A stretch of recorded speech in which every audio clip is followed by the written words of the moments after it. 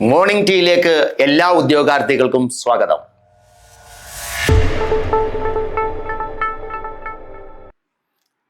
രാവിലെ ഉണർന്ന് മുഖമൊന്ന് കഴുകി ഒന്ന് ബ്രഷ് ചെയ്ത് ഒരു ചൂട് ചായക്കൊപ്പം ഇരിക്കുക. ആ ചായക്കൊപ്പം ഒരു പുതിയ അറിവ് കൂടി നമുക്ക് ലഭിക്കുക എന്ന് പറയുന്നത് തന്നെ വലിയ സന്തോഷമാണ്. തുടക്കം നല്ലതായിരിക്കാൻ നമുക്ക് ഈ മോർണിംഗ് ടീ ഉപകാരപ്പെടും എന്ന് വിശ്വസിക്കുന്നു. മോർണിംഗ് ടീയിൽ ഇന്നത്തെ വിശേഷം എന്താണ്? ചോദ്യം: കേരളത്തിൽ നടന്ന ആദ്യ വനിതാ സമ്മേളനം ഏത്? First women conference in Kerala. കേരളത്തിൽ നടന്ന ആദ്യ വനിതാ സമ്മേളനം എന്ന ചോദ്യം, ആ ചോദ്യത്തിന്റെ ഉത്തരത്തിലേക്ക് എത്തുവാൻ നമുക്ക് അതിൻ്റെ കുറച്ച് സംഭവങ്ങൾ പഠിച്ചു വെച്ചാൽ, മനസ്സിലാക്കിയാൽ ഉത്തരത്തിലേക്ക് എത്താം. അതും നമുക്ക് ആവശ്യമുള്ളതാണ്. ആദ്യത്തെ വനിതാ സമ്മേളനം ഏത് എന്ന് ചോദിക്കുമ്പോൾ അതിലേക്ക് എത്താനുള്ള വഴി പുതിയ പുതിയ അറിവുകളാണ്. കുറച്ച് പേരെങ്കിലും പഠിച്ചിട്ടുണ്ടാവാം. നോക്കൂ, ഇന്ത്യ ചരിത്രത്തിൽ നാം പഠിച്ചിട്ടുള്ളതാണ് നാഗ്പൂർ കോൺഗ്രസ് സമ്മേളനം, അല്ലേ? 1920 നാഗ്പൂർ INC സമ്മേളനം. അധ്യക്ഷൻ ശ്രീ വിജയരാഘവാചാര്യർ. പഠിച്ചിട്ടുള്ളതാണല്ലോ. നാഗ്പൂർ സമ്മേളനം 1920, ശ്രീ വിജയരാഘവാചാര്യർ. ആ നാഗ്പൂർ സമ്മേളനത്തിന്റെ പ്രത്യേകത എന്താ? അഹിംസാത്മകവും നിസ്സഹകരണവും ഖാദി പ്രചരണവും മദ്യവർജനവും.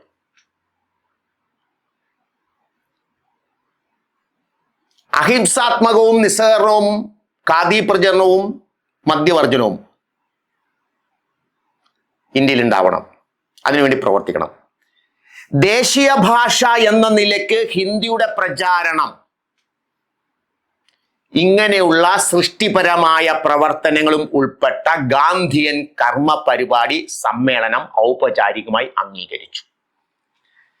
1920 ഗാന്ധിയൻ കർമ്മ പരിപാടി INC ഔപചാരികമായി അംഗീകരിക്കുന്നത്. ഇങ്ങനെ ഒരു സ്റ്റേറ്റ്മെന്റ് നിങ്ങൾ എവിടെയും പഠിച്ചിട്ടുണ്ടാവില്ല, ഉറപ്പ്. എന്തൊക്കെയാ നാഗ്പൂർ സമ്മേളനം? അപ്പൊ ഗാന്ധിയൻ കർമ്മ പരിപാടി എന്താന്നും കൂടെ വന്നു. എന്തൊക്കെയാ? അഹിംസാത്മകവും നിസ്സഹകരണവും ഖാദി പ്രചരണവും മദ്യവർജനവും. ദേശീയ ഭാഷ എന്ന നിലയ്ക്ക് ഹിന്ദിയുടെ പ്രചാരണം. ഇതാണ് ഗാന്ധിയൻ കർമ്മ പരിപാടി. ഇത് അംഗീകരിച്ച കോൺഗ്രസ് സമ്മേളനം ഏത്? നാഗ്പൂർ സമ്മേളനം 1920. ഈ നാഗ്പൂർ സമ്മേളനത്തെ കുറിച്ച് പഠിച്ചിട്ട് വേണം നമ്മുടെ ചോദ്യത്തിന്റെ ശരിയായ ഉത്തരത്തിലേക്ക് എത്താൻ. അപ്പൊ കുറച്ചു വിവരങ്ങൾ കൂടി നിങ്ങൾക്ക് ലഭിക്കും. ഇത് ക്ലിയർ ആണേ? ഈ നാഗ്പൂർ സമ്മേളനം എടുത്ത അടുത്ത തീരുമാനം എന്താ? ഖിലാഫത്ത് പ്രസ്ഥാനത്തെ പിന്തുണയ്ക്കാൻ തീരുമാനിച്ചു. ഖിലാഫത്ത് പ്രസ്ഥാനം എന്താണെന്നറിയാം, സ്ഥാപകരറിയാം, ലക്ഷ്യം എന്താണെന്നറിയാം. ക്ലിയർ? ഖിലാഫത്ത് പ്രസ്ഥാനത്തെ പിന്തുണയ്ക്കാൻ തീരുമാനിച്ച കോൺഗ്രസ് സമ്മേളനം നാഗ്പൂർ സമ്മേളനം. ഓക്കെ. ഈ നിസ്സഹകരണ സമരവും അംഗീകരിച്ചു നാഗ്പൂർ സമ്മേളനം. നാഗ്പൂർ സമ്മേളനം 1920 നടക്കുന്നതിന് മുമ്പ് സെപ്റ്റംബർ മാസം, അല്ലേ? 1920 സെപ്റ്റംബർ മാസം ഒരു സമ്മേളനം, INCയുടെ സമ്മേളനം നടന്നിരുന്നു. ഇന്ത്യൻ നാഷണൽ കോൺഗ്രസിന്റെ സമ്മേളനങ്ങൾ പഠിച്ചിട്ടുള്ള ഉദ്യോഗാർത്ഥികൾ ഈ കൂട്ടത്തിലുണ്ടെങ്കിൽ അവർക്ക് ഓർമ്മയുണ്ടാവും. 1920 INCയുടെ സ്പെഷ്യൽ കോൺഫറൻസ്, പ്രത്യേക സമ്മേളനം. ആരാ അധ്യക്ഷൻ? പറഞ്ഞേ. നാഗ്പൂർ സമ്മേളനം 20 നാഗ്പൂർ സമ്മേളനം ശ്രീ വിജയരാഘവാചാര്യർ അധ്യക്ഷൻ, പ്രസിഡന്റ്, കോൺഗ്രസ് പ്രസിഡന്റ്. അതിനു മുമ്പ് 1920 INCയുടെ സ്പെഷ്യൽ കോൺഫറൻസ് നടന്നു. അതിന്റെ അധ്യക്ഷൻ ആരാ? ലാല ലജ്പത് റായ്, അല്ലേ? നിസ്സഹകരണ സമരം ചർച്ച ചെയ്ത കോൺഗ്രസ് സമ്മേളനം വേണോ വേണ്ടയോ? അല്ലേ? നിങ്ങൾ പഠിച്ചിട്ടല്ലേ? CR ദാസ് എതിർക്കുന്നു, അല്ലേ? ഇങ്ങനെ ഒരു നിസ്സഹകരണ സമരം കൊണ്ട് ഒരു പ്രയോജനം നമുക്കില്ല, എതിർത്തു CR ദാസ് അടക്കം. പക്ഷെ പിന്നീട് അതേ കൺവിൻസ്ഡ് ആയി. നാഗ്പൂർ സമ്മേളനത്തിൽ വന്നു. ആ CR ദാസാണ് നാഗ്പൂർ സമ്മേളനത്തിൽ നിസ്സഹരണ പ്രമേയം അവതരിപ്പിക്കുന്നത്. ആദ്യം എതിർത്തയാണ്. മാത്രമല്ല, ആ നിസ്സഹരണ സമരവുമായി ബന്ധപ്പെട്ട് ആദ്യമായി അറസ്റ്റ് വരിക്കപ്പെടുന്ന വനിത അദ്ദേഹത്തിന്റെ ഭാര്യ ബാസന്തി ദേവി, പിന്നെ അദ്ദേഹത്തിന്റെ അതേപോലെ അനുജത്തി ഊർമിള ദേവി നിസ്സഹരണ സമരവുമായി ബന്ധപ്പെട്ട് അറസ്റ്റ് വരിക്കപ്പെട്ട ആദ്യത്തെ വനിതകൾ. പോട്ടെ, ഞാൻ ഇന്ത്യ ചരിത്രത്തിലേക്ക് പോകാനല്ല, നമ്മുടെ ഭാഗത്തിലേക്ക് വരാൻ വേണ്ടിയിട്ടാണ്. നാഗ്പൂർ സമ്മേളനം 1920 തീരുമാനങ്ങൾ ഉദ്യോഗാർത്ഥികളുടെ മനസ്സിൽ നിൽക്കണം. ഒരു പക്ഷേ നിങ്ങളിൽ ആരെങ്കിലും, എല്ലാവരും ആയിരിക്കട്ടെ എന്ന് ഞാൻ പ്രാർത്ഥിക്കുന്നു, പ്രതീക്ഷിക്കുന്നു, ആശംസിക്കുന്നു, KS എഴുതാനുള്ള യോഗ്യത ഉള്ളവരുണ്ടെങ്കിൽ ഒരു പക്ഷേ നമുക്ക് പ്രതീക്ഷിക്കാവുന്നതാണ് അത്തരത്തിലുള്ള ചോദ്യങ്ങൾ. കേരള എന്താ തമ്പുരാൻ നമുക്ക് വെച്ചേക്കുന്നതെന്ന് അറിയത്തില്ല. നമ്മൾ ചിലപ്പോൾ ഒരു വെറും LD ക്ലർക്കായിട്ടായിരിക്കും കയറുന്നത്. സർവീസ് ഇരുന്നുകൊണ്ട് തന്നെ നമ്മൾ വരാൻ പോകുന്ന KS കൂടെ ഒന്ന് കേരള അഡ്മിനിസ്ട്രേറ്റീവ് സർവീസ് കൂടെ ഒന്ന് അറ്റൻഡ് ചെയ്താൽ ഇല്ലേ, തോളിൽ കയറ്റുന്നതും ഇറക്കുന്നതും എല്ലാം ഭഗവാൻ എന്ന് പറയുന്നത് പോലെ ഈശ്വര അറിയാൻ പറ്റത്തില്ല. നീല ബീക്കൺ ലൈറ്റ് വെച്ച കാറിൽ പോകാനാണ് യോഗമെങ്കിൽ, ചുവന്ന ബീക്കൺ ലൈറ്റ് വെച്ച കാറിൽ പോകാനാണ് യോഗമെങ്കിൽ തടുക്കാൻ ആർക്ക് പറ്റും? അപ്പൊ അതിലേക്കുള്ളൊരു പാതയായതല്ല. വലിയ സ്വപ്നം വലിയ സ്വപ്നങ്ങളാണ് നമ്മൾ കാണേണ്ടത്. കലാംജി പറഞ്ഞതുപോലെ അല്ലേ, ഉണർന്നിരിക്കുമ്പോൾ, അപ്പൊ ഞാനൊന്ന് മാറ്റിയതാ, അങ്ങനെ ഇരിക്കുമ്പോൾ ഉണർന്നിരിക്കുമ്പോൾ കാണുന്നതാണ് ആ സ്വപ്നം ഉണ്ടല്ലോ. ആ സ്വപ്നം എന്ത് സ്വപ്നമായിരിക്കണമെന്നാ ഞാൻ പറയുന്നത്? എന്താ, നമ്മൾ ഇതുവരെ കണ്ടതെല്ലാം ബ്ലാക്ക് ആൻഡ് വൈറ്റ് സ്വപ്നങ്ങളാ. ഇനി നമ്മൾ കാണുന്നതെല്ലാം ഏതാ? കളർഫുൾ സ്വപ്നങ്ങളാ. യെസ്, വലിയ സ്വപ്നം ഉണർന്നിരിക്കുമ്പോൾ തന്നെ കാണട്ടെ. അതിലേക്കുള്ള പാത ഒരുക്കുകയാണ് ഞങ്ങളടക്കമുള്ളവർ. ഇവിടെ നാഗ്പൂർ സമ്മേളനം 1920 അല്ലേ, ആരോ ഒരാൾ പറഞ്ഞു സാറ് നാക്ക് പൊന്നായിരിക്കട്ടെ എന്ന്. Okay, thank you. അപ്പൊ ഖിലാഫത്ത് പ്രസ്ഥാനത്തെ പിന്തുണയ്ക്കാൻ തീരുമാനിച്ച കോൺഗ്രസ് സമ്മേളനം നാഗ്പൂർ INC സമ്മേളനം അധ്യക്ഷൻ C. വിജയരാഘവാചാര്യർ ഗാന്ധിയൻ കർമ്മ പരിപാടി സമ്മേളനം ഔപചാരികമായി അംഗീകരിച്ചു. ഈ സമ്മേളനത്തിൽ അടുത്ത പോയിന്റിലേക്ക് വരാം. ആ നാഗ്പൂർ കോൺഗ്രസ് ആണ് തീരുമാനിക്കുന്നത് ഓരോ പ്രവിശ്യകളിലും ഭാഷയുടെ അടിസ്ഥാനത്തിൽ കമ്മിറ്റികൾ ഉണ്ടാവണം. പ്രവിശ്യ കമ്മിറ്റികൾ. എന്താ ഈ പ്രവിശ്യ കമ്മിറ്റി? നമ്മൾ ഇന്ന് സ്റ്റേറ്റ് എന്ന് പറയത്തില്ലേ, അന്ന് പ്രവിശ്യ, പ്രൊവിൻസ് എന്നാ പറഞ്ഞിരുന്നത്. അങ്ങനെ ഓരോ പ്രൊവിൻസുകളിലും ഓരോ പ്രവിശ്യകളിലും കോൺഗ്രസിന്റെ കമ്മിറ്റി ഉണ്ട്. തിരുവിതാംകൂറിൽ കമ്മിറ്റി ഉണ്ട്, മലബാറിൽ കമ്മിറ്റി ഉണ്ട്, കൊച്ചിയിൽ കമ്മിറ്റി ഉണ്ട്. നമ്മൾ കേരളം വെച്ചോ പറയാം.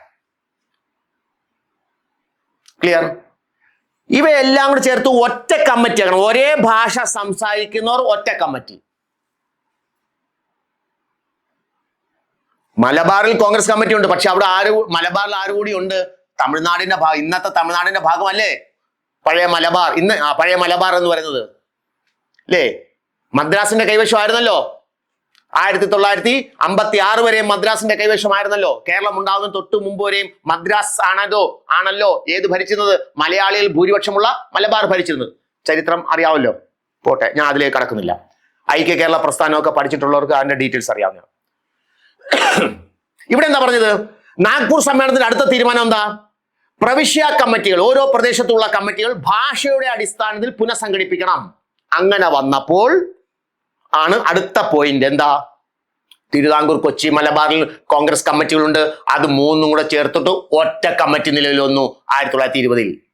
അതാണ് KPCC, Kerala provincial Congress committee, Kerala Pradesh Congress committee. പിന്നാണ് പ്രദേശ് എന്ന വാക്ക് ഉപയോഗിക്കുന്നത്. പ്രൊവിൻസ് ആണെന്ന് മലയാളി ആയിരിക്കുമ്പോൾ പ്രദേശ്. അങ്ങനെ KPCC നിലവിൽ വന്നു. അപ്പൊ നാഗ്പൂർ സമ്മേളന തീരുമാന പ്രകാരമാണ് കേരളത്തിൽ കോൺഗ്രസ് കമ്മിറ്റി, ഒരൊറ്റ കമ്മിറ്റി, 3 നാട്ടുരാജ്യത്തിനോട് ചേർന്ന് ഒറ്റ കമ്മിറ്റി രൂപീകരിക്കപ്പെടുന്നത്. അങ്ങനെ രൂപീകരിക്കപ്പെട്ട KPCCയുടെ ആദ്യ secretary K. Madhavan Nair. PSC ചോദിച്ച ചോദ്യമാണ്, കയ്യിന്ന് പോകരുത്. KPCCയുടെ ആദ്യത്തെ സെക്രട്ടറി K. മാധവൻ നായർ. അന്ന് സെക്രട്ടറി എന്ന പോസ്റ്റാണ് ഉള്ളത്.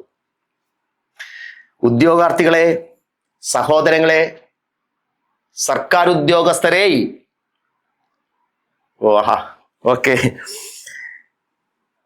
KPCCക്ക് പ്രസിഡന്റ് എന്ന പോസ്റ്റ് ഉണ്ടാവുന്നത് 1925. KPCCക്ക് പ്രസിഡന്റ് സ്ഥാനം ഉണ്ടാവുന്നത് 1925. അങ്ങനെ പ്രസിഡന്റ് സ്ഥാനം ഉണ്ടായപ്പോൾ ആദ്യ പ്രസിഡന്റ് ആയതും മാധവൻ നായരാണ്. അപ്പൊ KPCCയുടെ ആദ്യ സെക്രട്ടറിയും ആദ്യ പ്രസിഡന്റും കെ മാധവൻ നായർ. ക്ലിയർ ആണ്.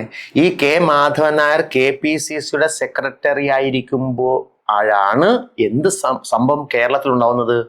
1921 മലബാർ ലഹള നടക്കുന്നത്. ആ മലബാർ ലഹളയെ കുറിച്ച് അദ്ദേഹം എഴുതിയ കൃതി ഉണ്ടല്ലോ, മലബാർ ലഹള കൃതി, മലബാർ കലാപം എന്ന കൃതി, കെ മാധവൻ നായർ അല്ലേ?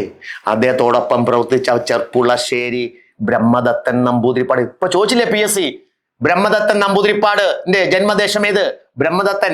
ഞാൻ ക്ലാസ്സിൽ പഠിപ്പിക്കുമ്പോൾ ഞാൻ പറഞ്ഞിരുന്നത് ചെർപ്പുളശ്ശേരി ബ്രഹ്മദത്തൻ നമ്പൂതിരിപ്പാടിന്റെ ഖിലാഫത്ത് സ്മരണകൾ, മലബാർ കലാപത്തെ കുറിച്ച് പഠിപ്പിക്കുമ്പോൾ ഞാൻ പറഞ്ഞതാ ക്ലാസ്സിൽ.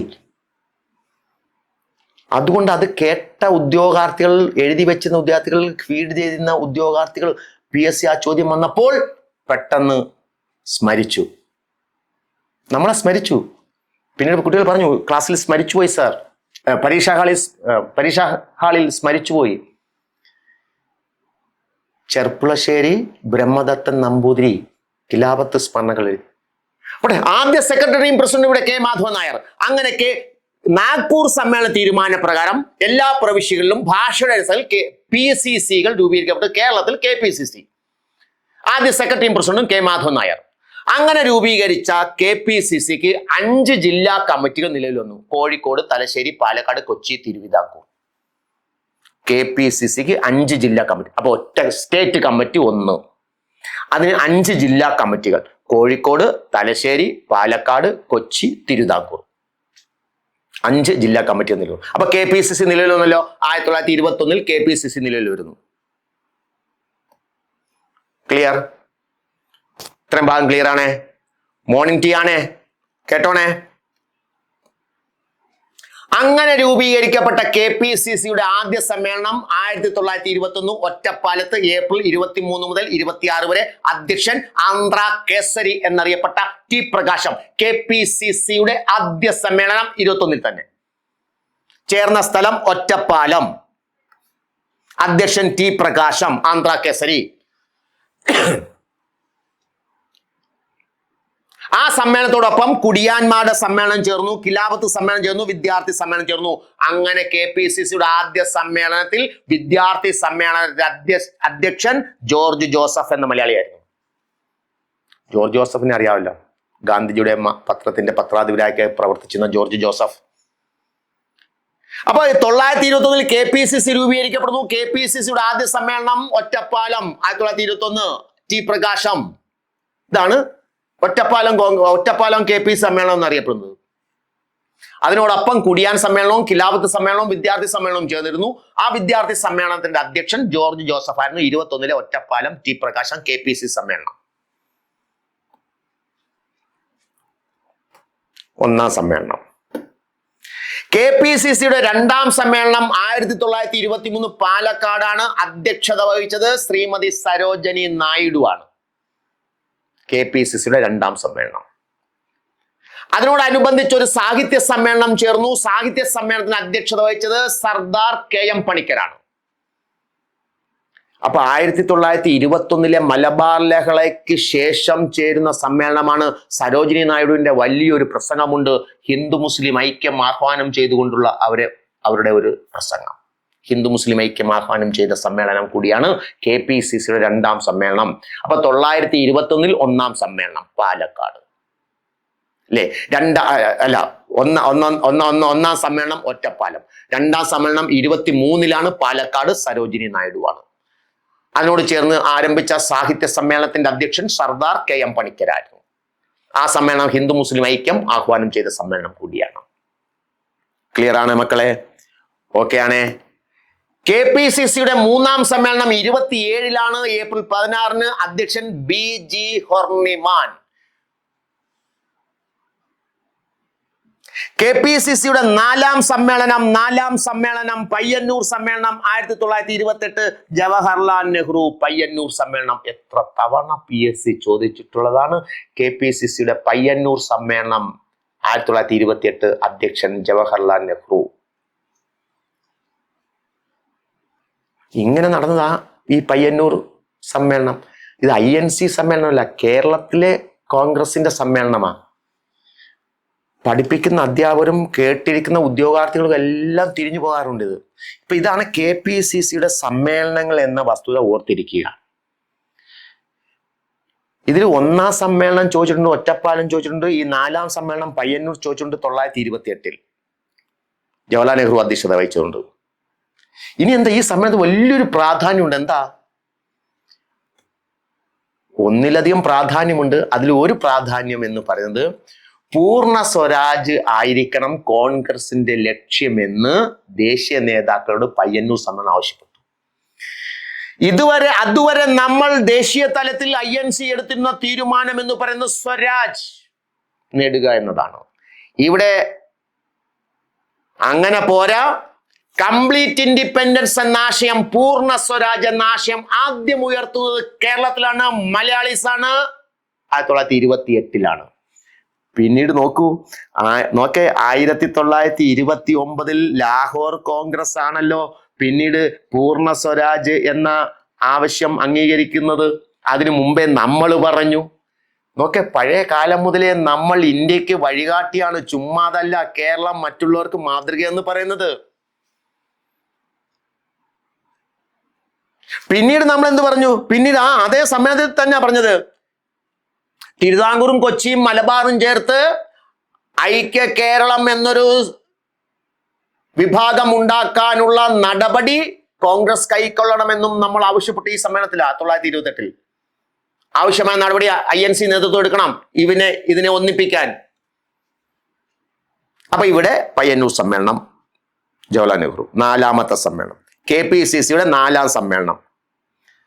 ഓക്കെ, 28.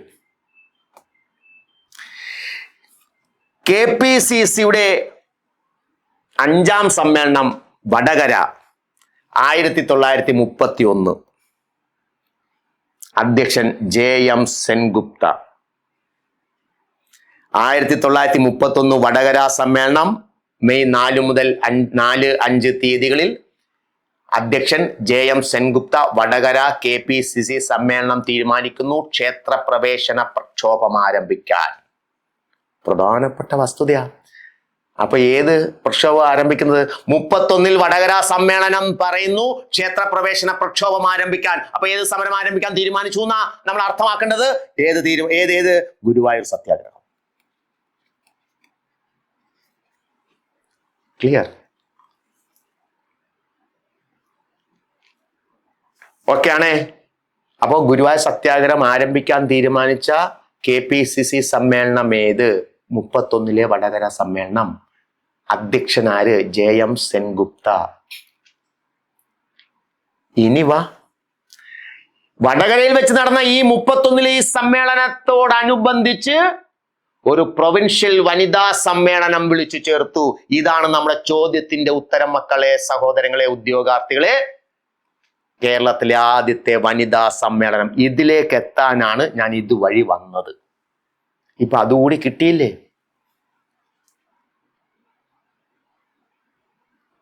അപ്പൊ കേരളത്തിലെ ആദ്യത്തെ വനിതാ സമ്മേളനം 1931 വടകരയിലാണ്. പ്രൊവിൻഷ്യൽ വനിതാ സമ്മേളനം പഠിച്ചല്ലോ.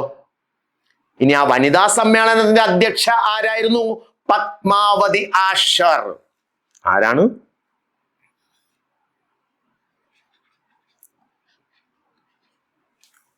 തിരുപ്പൂർ സ്വദേശിനിയായ പത്മാവതി ആഷർ ആയിരുന്നു പ്രൊവിൻഷ്യൽ വനിതാ സമ്മേളനം അല്ലെങ്കിൽ കേരളത്തിൽ നടന്ന ആദ്യത്തെ വനിതാ സമ്മേളനത്തിന്റെ അധ്യക്ഷ.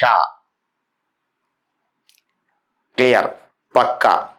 വടകര സമ്മേളനം. ഇനി വാ, അതോടൊപ്പം എന്ത് സംഭവിച്ചു? വിദ്യാർത്ഥി സമ്മേളനം ഉണ്ടായിരുന്നു. വിദ്യാർത്ഥി സമ്മേളനത്തിൽ അധ്യക്ഷൻ KF നരിമാൻ. ഇനി എന്താ?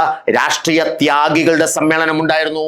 T പ്രകാശം അധ്യക്ഷത വഹിച്ചു. വടകര സമ്മേളനം അങ്ങനെ വളരെ പ്രധാനപ്പെട്ട സമ്മേളനമായി ചരിത്രം രേഖപ്പെടുന്നു. 921 ഒറ്റപ്പാലം KP സമ്മേളനം, 928 പയ്യന്നൂർ ജവഹർലാൽ നെഹ്റു അധ്യക്ഷനായിരുന്ന സമ്മേളനം, 931 വടകര സമ്മേളനം. പഠിച്ചു വെച്ചോ. ക്ലിയർ? പക്ക? ഓക്കെ. ചായ കയ്യിലിരിപ്പുണ്ടോ? തണുത്തോ? മറന്നുപോയി ഇല്ലേ? മറന്നുപോയാ? ചായ ആയിട്ട് വേണം ഇരിക്കാൻ കേട്ടോ. കട്ടനാണെങ്കിൽ അടിപൊളി, ഇച്ചിരി ഏലക്കയും കൂടി ഇട്ട് ഏലക്കയും കൂടെ പൊടിച്ചിട്ടെ ഒരു കട്ടൻ ചായ കുടിച്ചോണ്ട് ഇതൊക്കെ ഒന്ന് കേൾക്കുക. ക്ലിയർ? വടകര സമ്മേളനം ഒക്കെയാണ്. നമ്മളെ ചോദ്യത്തിന് ഉത്തരം കിട്ടിയല്ലോ. ഓക്കെ. അങ്ങനെയുള്ള KPCCയുടെ 6ാം സമ്മേളനം 32 കോഴിക്കോട്, അധ്യക്ഷൻ സാമുവൽ ആരോൺ. 7ാം സമ്മേളനം 1935 അത് കോഴിക്കോട്, അധ്യക്ഷൻ SA ബ്രൽവി. ഞാൻ പറഞ്ഞു പോകുന്നതേ ഉള്ളൂ, അത്ര വലിയ പ്രാധാന്യമായിട്ടുള്ള കാര്യങ്ങൾ സൂചിപ്പിക്കുന്നില്ല. പ്രധാനപ്പെട്ട സംഭവങ്ങളെല്ലാം നമ്മൾ അവിടെ സൂചിപ്പിച്ചു കഴിഞ്ഞു. ക്ലിയർ? 8ാം സമ്മേളനം കോഴിക്കോട് 38 അധ്യക്ഷൻ ജയപ്രകാശ് നാരായണൻ. 9ാം സമ്മേളനം 39, 10ാം സമ്മേളനം കോട്ടക്കൽ, രണ്ടിന്റെയും അധ്യക്ഷൻ മുഹമ്മദ് അബ്ദുൽ റഹ്മാൻ സാഹിബ്. 9ഉം 10ഉം ഒരാൾ തന്നെയാണ്, മുഹമ്മദ് അബ്ദുൽ റഹ്മാൻ സാഹിബ്. ആരാ മുഹമ്മദ് അബ്ദുൽ റഹ്മാൻ സാഹിബ്? കോൺഗ്രസിനുള്ളിലെ സോഷ്യലിസ്റ്റ് ചിന്താഗതിക്കാരൻ. കേരള സുഭാഷ് ചന്ദ്രബോസ് എന്നറിയപ്പെട്ട ആൾ, കേരള വീരപുത്രൻ എന്നറിയപ്പെട്ട ആൾ, വിഷം കലർന്ന ഭക്ഷണം കഴിച്ചു മരിക്കേണ്ടി വന്നയാൾ അല്ലെ? ആരെ പോലെ? ദേശീയ തലത്തിൽ ആര് വിഷം കലർന്ന ഭക്ഷണം കഴിച്ചു മരിച്ച ഒരാളുണ്ടല്ലോ? ആരാ ദേശീയ തലത്തിൽ ഇതേപോലെ? ഇവിടെ മുഹമ്മദ് അബ്ദുൾ റഹ്മാൻ സാഹിബ്.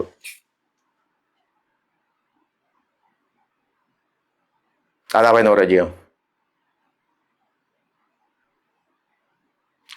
ഖാൻ അബ്ദുൽ ഗാഫർ ഖാൻ.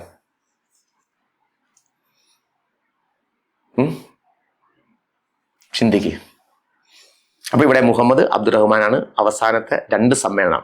അപ്പം മൊത്തം ഇവിടെ ഉദ്യോഗാർത്ഥികൾ ഓർത്തിരിക്കുക, 1940 വരെ കേരളത്തിൽ KPCCയുടെ സമ്മേളനം നടന്നിരുന്നു.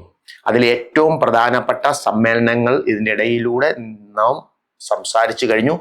ഫീഡ് ചെയ്തിട്ടുണ്ടാകും എന്ന് ഞാൻ കരുതുന്നു. ക്ലിയർ ആണോ? ഈ വസ്തുത ക്ലിയർ ആണോ? അപ്പൊ KPCC സമ്മേളനം അങ്ങ് പഠിച്ചു നമ്മള്. കേരളത്തിലെ ദേശീയ പ്രസ്ഥാനം എന്ന ഭാഗത്ത് ഉള്ള ഒരു ടോപ്പിക് കൂടിയാണിത്. ഇതിൻ്റെ ഇടയ്ക്കൂടെ ആ ഒരു ടോപ്പിക് കൂടി ഞാൻ പറഞ്ഞു കേട്ടോ. കേരളത്തിലെ ദേശീയ പ്രസ്ഥാനങ്ങൾ, കേരളത്തിൽ എങ്ങനെ ദേശീയ പ്രസ്ഥാനം രൂപപ്പെട്ടു, അതിന്റെ പ്രവർത്തനങ്ങൾ എന്തൊക്കെയായിരുന്നു എന്നുള്ളതിന് ഒരു ഓടിച്ചൊരു പോക്കായത്. കേരളത്തിലെ ദേശീയ പ്രസ്ഥാനങ്ങൾ എന്ന് പറയുമ്പോൾ എല്ലാവരും ആറ്റിൻ കലാപവും അഞ്ചും കലാപവും കലാപങ്ങളെ കുറിച്ചാണ് പറയുന്നത് മൊത്തം. പക്ഷെ യഥാർത്ഥത്തിൽ വസ്തുത ഇതാണ്. ഈ ഭാഗമാണ് കേരളത്തിലെ ദേശീയ പ്രസ്ഥാനത്തിന്റെ ഭാഗത്ത് പഠിക്കുന്നത്. അപ്പൊ KPCC എങ്ങനെ രൂപീകരിക്കപ്പെട്ടു, എവിടുന്നാണ് രൂപീകരിക്കാനുള്ള സാഹചര്യം ഉണ്ടായത്, ആ സാഹചര്യം നാഗ്പൂർ സമ്മേളനം മുതൽ ഇങ്ങോട്ട് വന്നു. കമ്മിറ്റി ഉണ്ടാക്കുന്നു, KPCC ഉണ്ടാകുന്നു, KPCC സെക്രട്ടറി ഉണ്ടാകുന്നു, ആ സെക്രട്ടറി തന്നെയാണ് പ്രസിഡന്റായും പ്രവർത്തിച്ചതെന്ന് പഠിച്ചു അല്ലേ. അങ്ങനെ 1ാം സമ്മേളനം ഉണ്ടാവുന്നു അല്ലേ, 4ാം സമ്മേളനം ഉണ്ടാവുന്നു, പയ്യന്നൂർ സമ്മേളനം ഉണ്ടാവുന്നു, പിന്നെ 31 വടകര സമ്മേളനം ഉണ്ടാവുന്നു. ക്ലിയർ?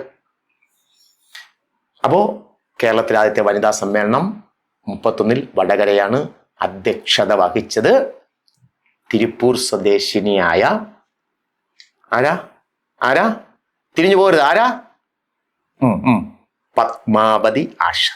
ഓക്കെ മക്കളെ, ഓക്കെ, താങ്ക് യു. ഓക്കെ ആണല്ലോ. ചായക്കൊപ്പമുള്ള നമ്മുടെ ഇന്നത്തെ ഈ അറിവ് ഏറ്റവും നല്ലതാണ്, നിങ്ങൾക്ക് ഉപകാരപ്പെടും എന്ന് കരുതുന്നു. അഭിപ്രായങ്ങളും നിർദ്ദേശങ്ങളും ഒക്കെ വേഗം അറിയിക്കുക. ഓക്കെ, എല്ലാവർക്കും വിജയാശംസകൾ നേരുന്നു. നന്ദി, നമസ്കാരം.